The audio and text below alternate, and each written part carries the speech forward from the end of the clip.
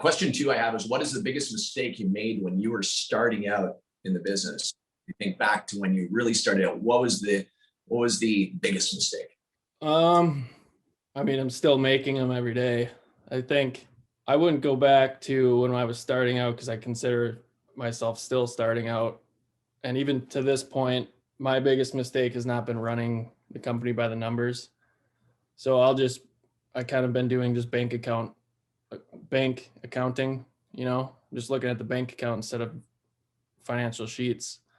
So I've really taken this off season to go through that, learn the costs of everything and overhead and get that dialed in so I can make better decisions rather than just, oh man, I need a new truck, let me buy it.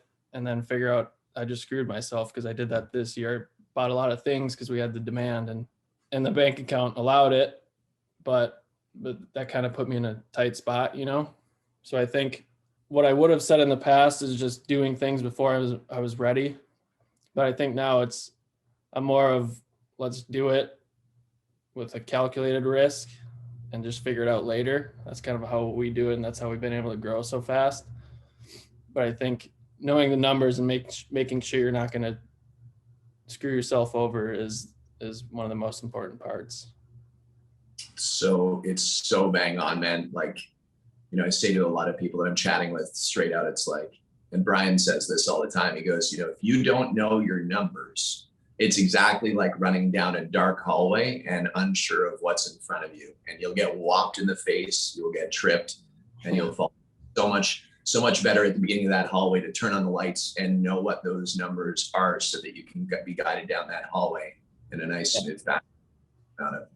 Yeah, I remember, I think like about a year ago, I was talking to Brian and he was asking me like, what's my number on this? Or I think he even asked, what's our profit margins on this? I'm like, I don't know. He's like, dude, you gotta know those things. And so that's what I've really taken a focus on this off season. It's helping a lot.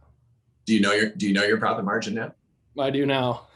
Awesome, man.